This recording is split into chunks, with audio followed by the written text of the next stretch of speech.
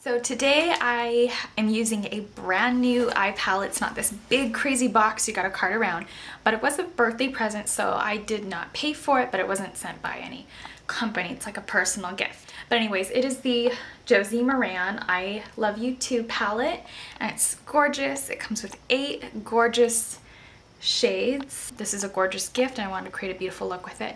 So I hope that you enjoy this. It is paraben free, natural, organic, and I will create other looks with it, of course. I just wanted to start with this one and see how the palette worked. So far, so good, and it works like butter. So I mean, better than that. It's not chalky, tacky, nasty. And I do have to say, a lot of brands that are vegan have been selling out in the last couple of years, meaning to me they're not truly like vegan. I mean, they were and then they weren't. So for me, it honestly is about brands where I know they're gonna stay cruelty free is basically my standpoint. Not only that, but trying to create or help you find options with no testing of any kind, and that means third party and parent companies. So that's really where I stand on that, and I try to find brands that I just really believe in my heart that they're not going to sell out. So I hope you kind of understand that, because I know Urban Decay had the vegan list, and then you know what happened with that. So yeah, on a brighter note, here's another beautiful palette. So thank you so much for watching. So for the to get started, I've already taken the 100% pure organic coffee bean caffeine eye cream, and then for my eyeshadow primer, I took the All Natural Face Magic Vegan Eyeshadow Primer. I usually take about 3 dots, small dots, just using the very tip of the wand from here and never really putting it back into the tube. Basically got a mirror, as you can see. I know a lot of people would say, oh, I hate the finger. I don't care, I'll just dust that off. But I'm gonna use this, go ahead and use this, even though I don't have any blog photos or anything of it yet, because I actually like to use things first and then do any photos or reviews. That way when I do take those review snapshots, you can kind of see how the palette fell apart, how it worked a little bit. So we're gonna begin by using this unused palette. And they do have names on the back, which is really cute. So when you flip it over to the gorgeous pink side, girly pink side, you see those little names. I'm gonna do everything I can not to blind you. And I'm gonna take Bunny on my Sigma Mrs. Bunny. This is the E70. I posted a couple of my birthday gifts on Instagram, just a couple, because I kind of wanted to show you guys little surprises in the videos as I used everything. I know a lot of companies are also sending me stuff, so if you see a lot of reviews coming up, that's gonna be why. So I'm just gonna fill up my entire lid space and blend that out. You can use a big fluffy brush if you'd like, even if you have a big fluffy eye brush.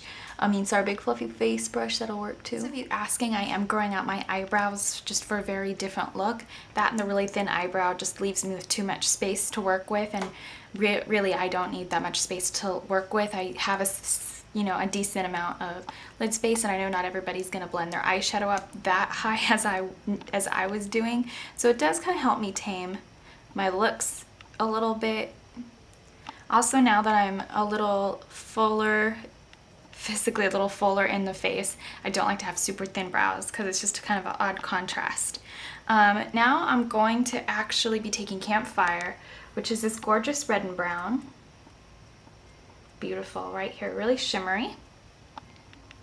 I'm gonna take this up on the Sigma E70.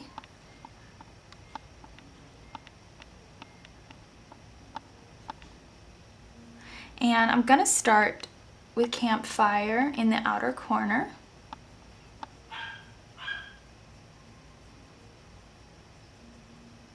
Take the real Campfire, which is this dark, kind of cool toned brown. It kind of reminds me of MAC's Coquette. It's not at all like Swiss chocolate. Swiss chocolate for MAC is like a rich, like dark cocoa. I'm patting this in the outer corner, and it's actually just very buttery soft matte. I actually really like her matte eyeshadow to pieces. It's really soft. And I already laid it in the other outer corner, so you can kind of see how this is going to come along. And I'm just doing an elongated outer V, a very large outer V, modified if you will. I don't like to do just a fine, point tip ballpoint pen type outer V. I think that's like not enough. A little bit of, sorry, Chirp over the edges of Campfire. Sorry, Chirp is the red brown, and then Campfire is the chocolate, like brown, cool tone color. I'm gonna take a little bit more bunny. The colors in order of placement will be listed in order of placement in the bottom bar. A little bit more bunny. And we're just gonna place bunny directly in the inner tear duct. When it sits on top of the pencil I placed in the inner tear duct, it does become a little bit more brighter, and you can see the shine in it just a hint more. This is, bunny's really more of a satin tone though, so you're not gonna pick up frost. A little bit more drama. I'm gonna take the lower lash line color out a bit far.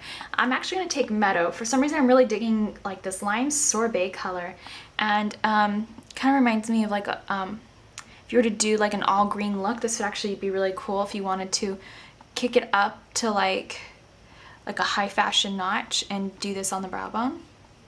I'm actually gonna place this on the waterline, or sorry, not the waterline, the lower lash line. I was kind of thinking it was wrong. I thought this was Dragonfly, but I guess I'm wrong. I'm gonna place Rejuvenate in the outer corner. Just to deepen that up a bit.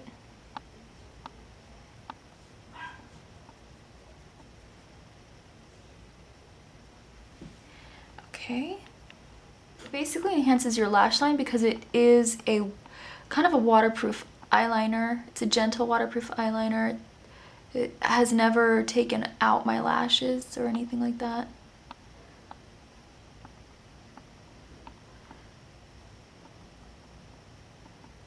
Elongated the wing a little further because I wanted it to somewhat follow the shape of the eyeshadow.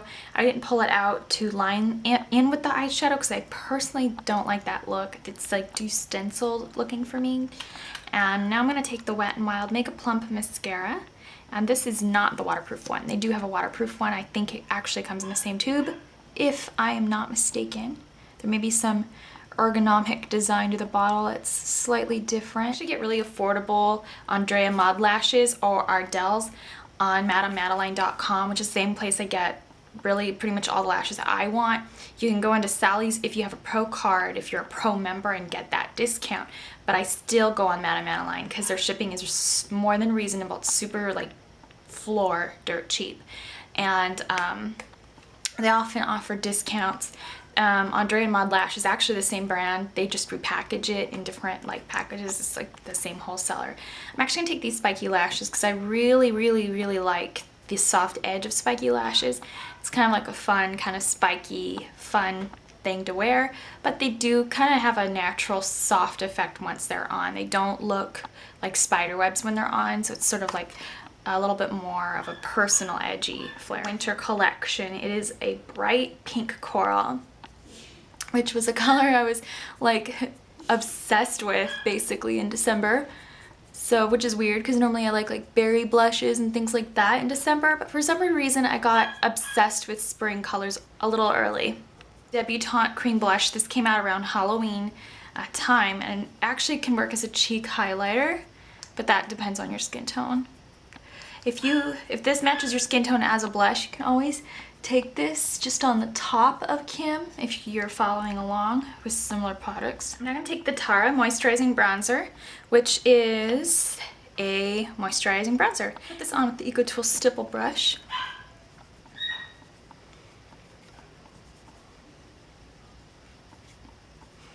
Mixing a little indie with some high-end. You can see that different brands work together. I'm going to take Inglot Soft Precision Lip Liner in number 67. And I just want this to be a very smooth, clean lip. I'm going to take the Inglot lipstick in number 243. And it is a rosy coral. It's actually a good dupe of MAC's Rose Maiden that came out with Spring Color Forecast Coral in 2010, I want to say.